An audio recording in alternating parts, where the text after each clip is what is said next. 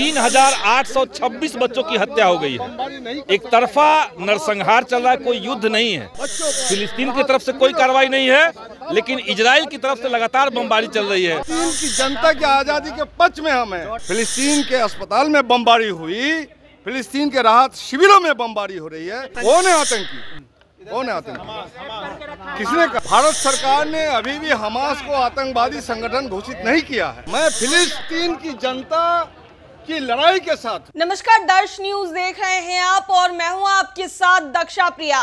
बिहार विधानसभा के शीतकालीन सत्र के पहले दिन ही जो हंगामा है वो विधानसभा परिसर में देखने को मिल रहा है। वहीं आप देख सकते हैं किस तरीके से जो वामपंथी दल है उनकी तरफ से फिलिस्तीन के समर्थन में प्रदर्शन किया जा रहा है।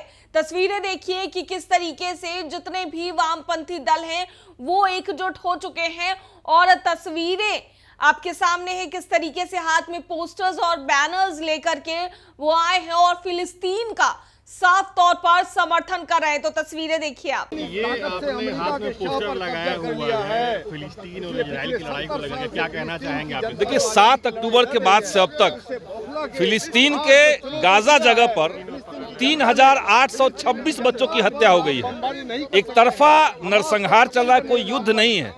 फिलिस्तीन की तरफ से कोई कार्रवाई नहीं है, लेकिन इजराइल की तरफ से लगातार बमबारी चल रही है। बच्चों की हत्याएं उसमें हो रही है, महिलाओं की हो रही है, अस्पतालों पे बम गिर रहे हैं, स्कूलों पे बम गिर रहे हैं।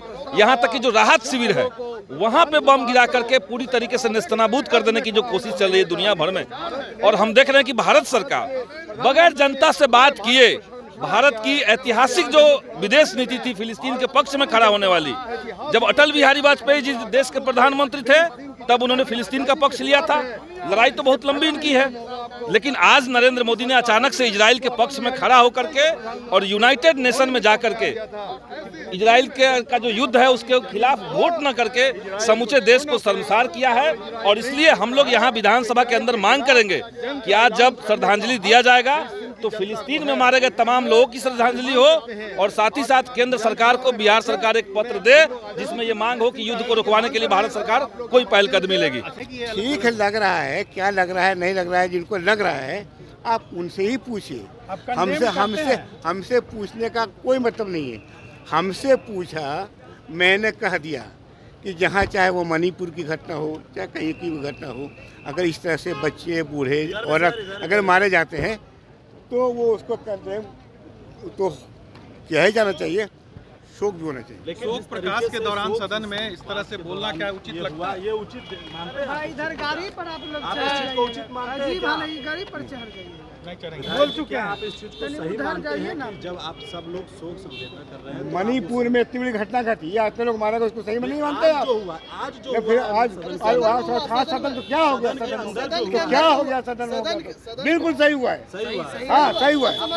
हाँ बिल्कुल समर्थन करते हैं। आप लोग भी चाह रहे थे? नहीं देखिए, बिल्कुल हम भी चाहते हैं कि शोक सभा होनी चाहिए। इजराइल में मारे गए लोग या फिलिस्तीन में मारे गए लोग? फलस्तीन में जो मारे गए हैं उसका, मणिपुर में मारा गया है उसका। और इजराइल में जो लोग मौत हुई उनके लिए शोक सभा नहीं चाहते?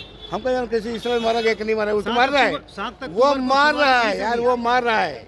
आप लोगों को कोई धंधा नहीं है या इसी तरह की बातों को मारे कहा जा रहा है कि हमास का समर्थन कर रहे हैं माले के विधायक। सर पहली बात है कि हम मौन पे किसी को बोलने का हक नहीं है, क्योंकि इसके सदन की एक गरिमा होती है हर जगह का, उसमें वो लोग बोलना अलग बात है। सदन में तो आवाज उठा ही सकते हैं, लेकिन उसके बाद उठाना चाहिए था, जो कि गलत है। क्या आप समर्थन करते हैं इस चीज का, हमास का आप समर्थन? भाई अभी तो आप बात कर रहे हैं मौन धारण में बोलने का, उसकी बात कीजिए। समर्थन नहीं करना वो तो बात की बात है।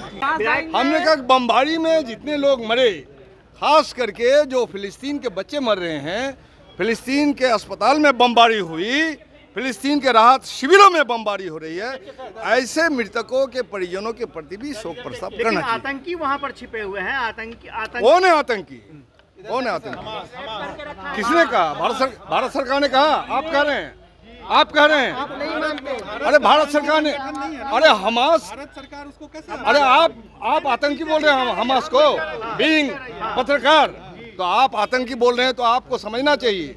जो भारत के 200 साल की गुलामी की आज़ादी के लिए जो भगत सिंह ने हिंदुस्तान सोशलिस्ट रिपब्लिकन आर्मी बनाई थी, सरकार बनाई थी, उस वक्त तो अंग्रेज और यूरोप आतंकवादी बोल रहे थे उसको। आपको क्या लगता है हमास आतंकी संगठन नहीं है? हम फिलिस्तीन की जनता की आज़ादी के पक्ष में हम हैं। महसूसाओं का साथ नहीं दिया, इसलिए नहीं दिया कि हमास का चर्चा उसमें नहीं थी। बिल्कुल नहीं। भारत सरकार ने अभी भी हमास को आतंकवादी संगठन घोषित नहीं किया है। आप भारत सरकार पूछ रही जेडीयू के विधायक ने कहा है आपका अरे यूएनओ से भाग गया वो। हमास के लिए आपका टिकट कटा दिया जाएगा। जेडीयू के विधायक हमास के समर्थन में मैं नहीं बोल रहा हूँ, हमास की बात मैंने की भी नहीं। मैं फिलिस्तीन की जनता की लड़ाई के साथ हूँ, उसका जो जेनोसाइड हो रहा है उसके पक्ष में हूँ। फिलिस्तीन की जनता को आतंकी संगठन आप नहीं मानते? हम हमास के बारे में मुझे रिपोर्टिंग नहीं है, भारत सरकार रिपोर्ट नहीं दे रही, हम कैसे बोलेंगे। दर्श न्यूज में फिलहाल के लिए इतना ही। बने रहिए हमारे साथ देश और दुनिया की तमाम खबरों के लिए।